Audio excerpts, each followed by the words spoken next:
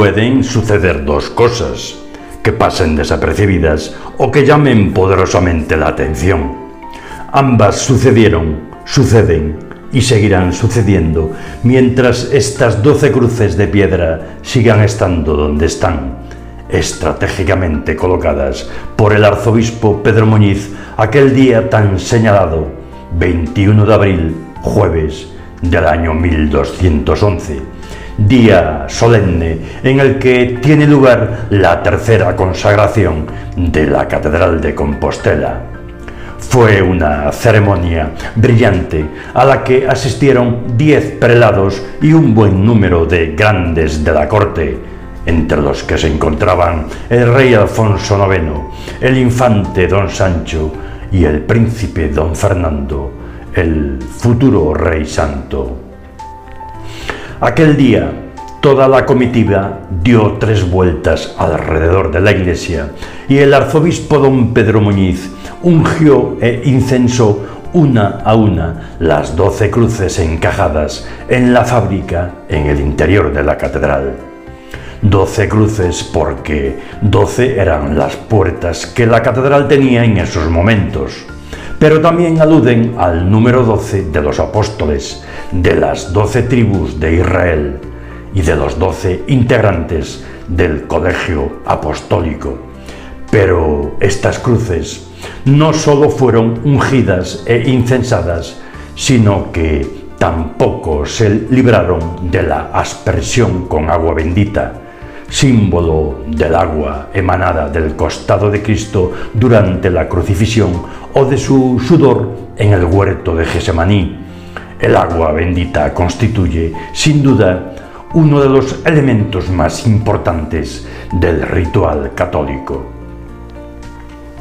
En el interior de la iglesia mayor compostelana, 12 testigos coetáneos recuerdan la celebración, perpetuando así las cruces efímeras, resultado de la unción crismal de los muros. Una de las ceremonias litúrgicas más suntuosas y festivas de cuantas puede acoger cualquier templo cristiano, y los hechos jurídicos a ella asociados convergen en la piedra con el traslado a la fábrica catedralicia de elementos a la vez rituales y validatorios.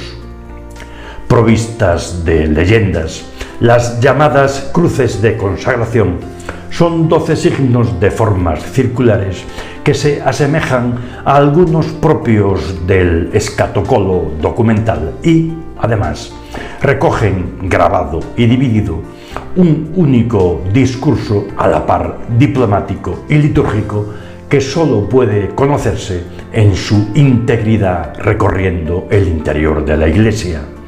Son símbolos de invocación que validan y perpetúan un mensaje descifrable si se contextualiza insertándolo en el recinto que lo cobija y en el ámbito temporal, eclesiástico y político en el que se compuso.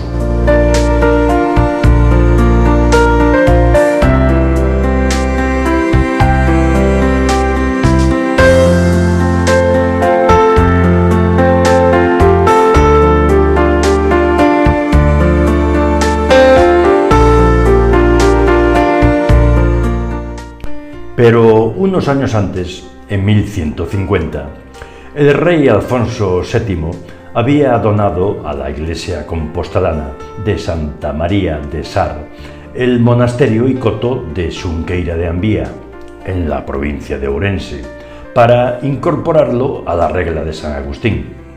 La donación se plasmó en un privilegio redactado en latín en la Cancillería Real, oficina que expedía la documentación del monarca, cuidando la grafía gótica y los signos de validación que garantizaban la autenticidad del diploma, es decir, la rota o rueda real, con las armas de León y Castilla y el sello de plomo que colgaba de un cordón de seda sujeto al pergamino.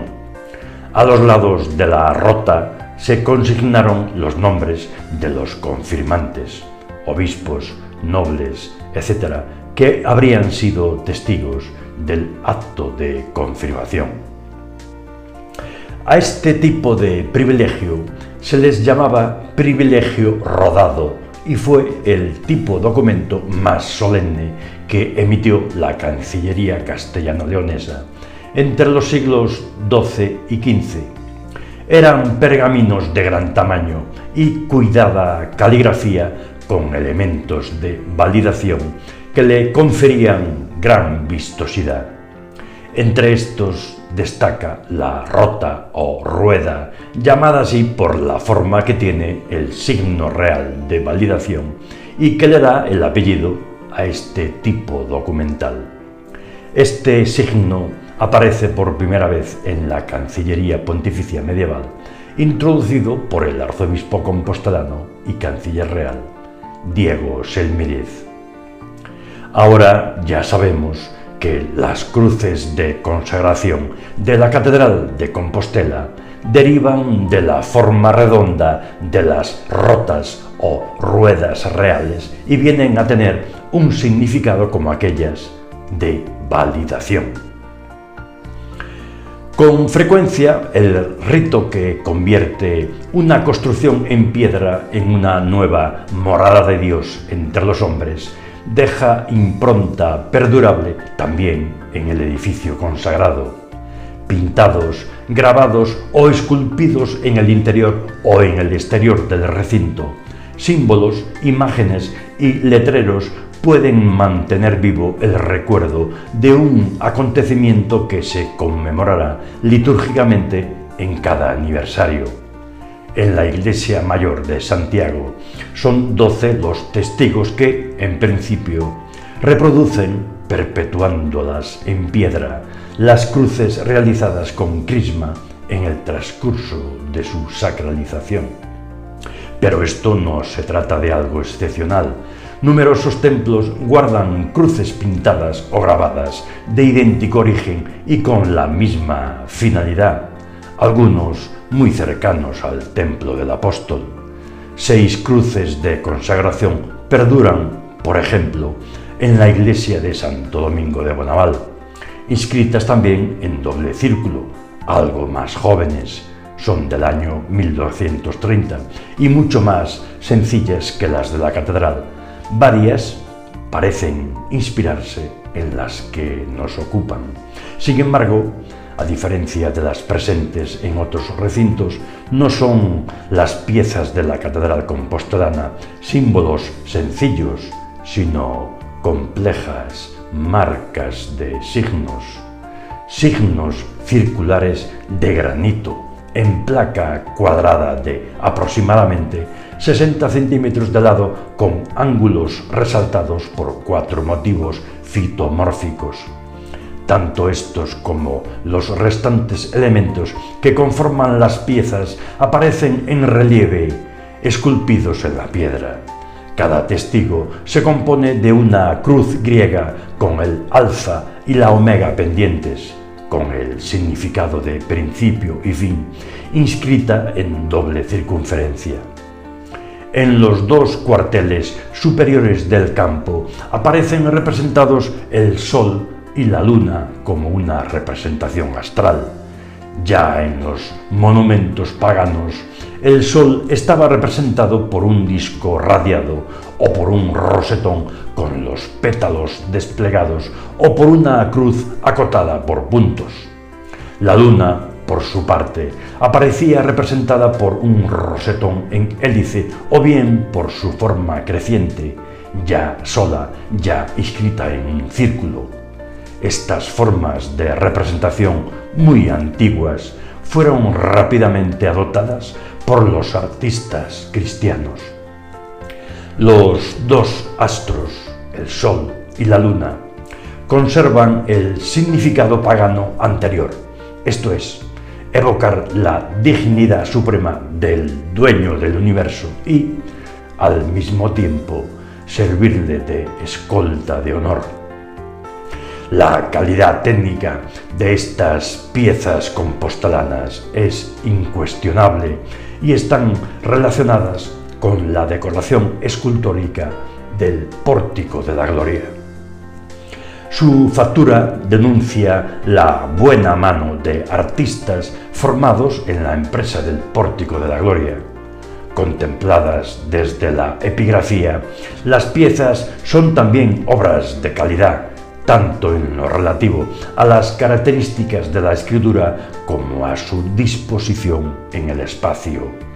Los signos que conforman los letreros denotan la intervención en el diseño de una mano experta, hábil y versátil que domina varias morfologías de una misma letra y sabe adaptar el texto a la superficie sin que los recursos para tal acomodo dificulten en modo alguno la legibilidad.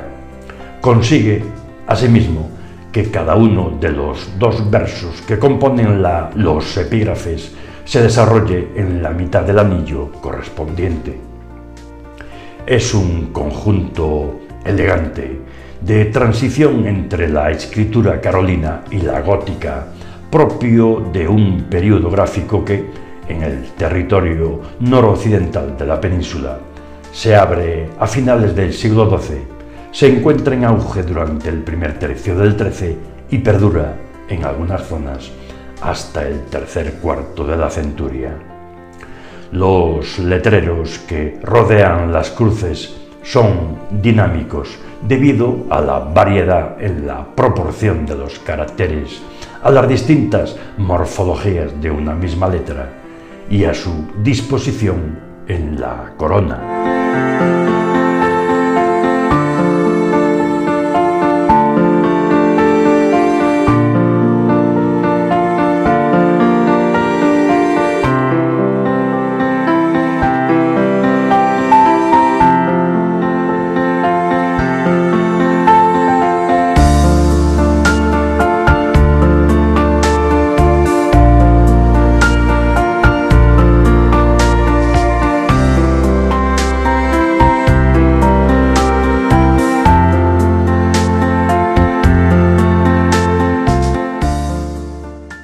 Como es habitual en las inscripciones, el texto se presenta anónimo y se compone de dos versos.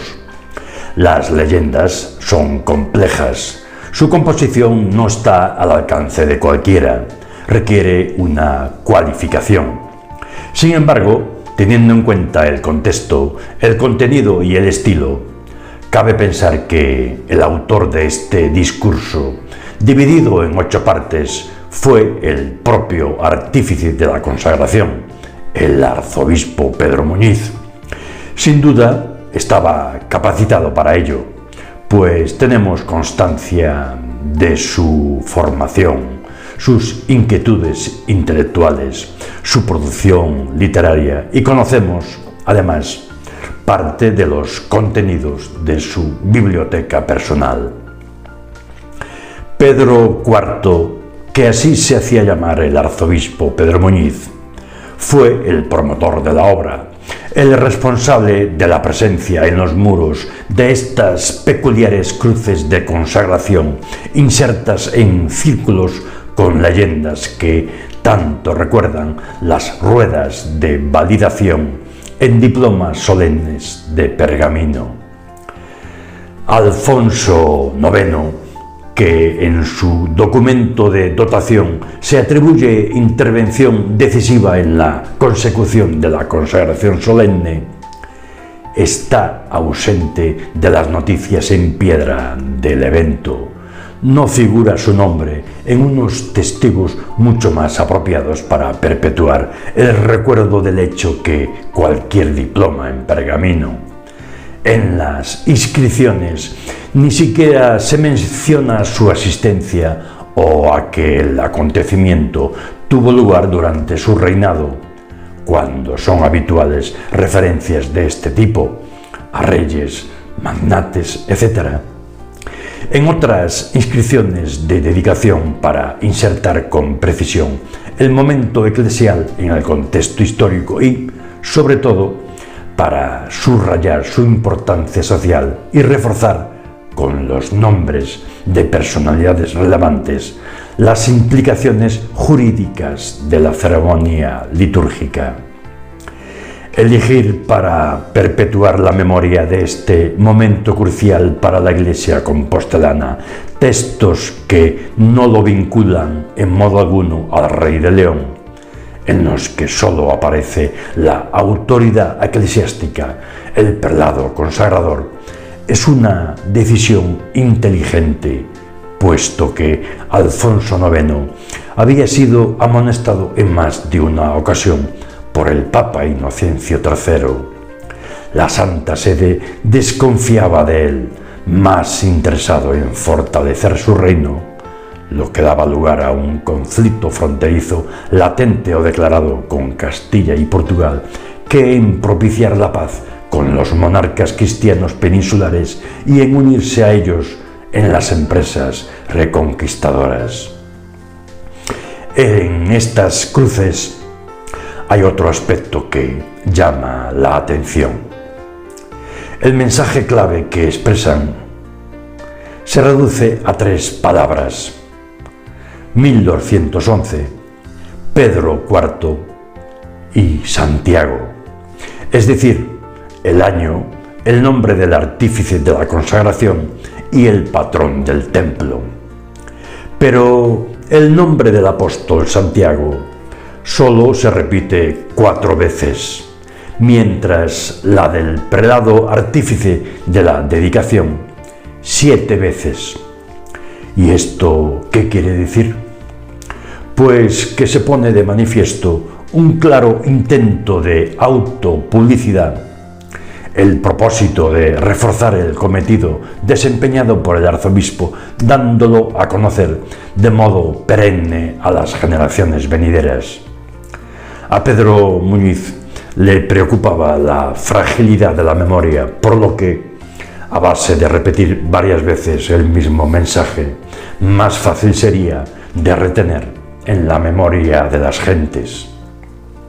Digamos entonces que esta estrategia publicitaria que se le atribuye también a Pedro Muñiz es un inteligente modo de materializar y emplazar el conjunto simbólico epigráfico para conseguir la perdurabilidad del mensaje y la difusión deseada, sin necesidad de tener que recurrir a llenar de letras espacios del paramento y sin tener que introducir en él elementos discordantes que impedirían la comprensión del mensaje que se trata de transmitir.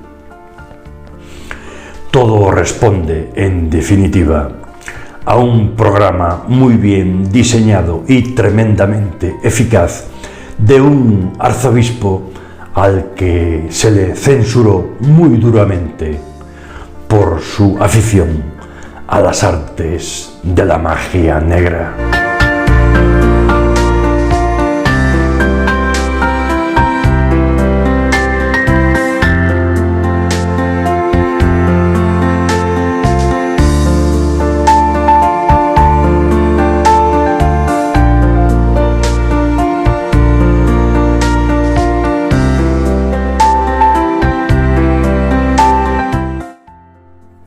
Espero que os haya gustado este vídeo. Muchas gracias por vuestra atención y nos vemos en el siguiente. Chao.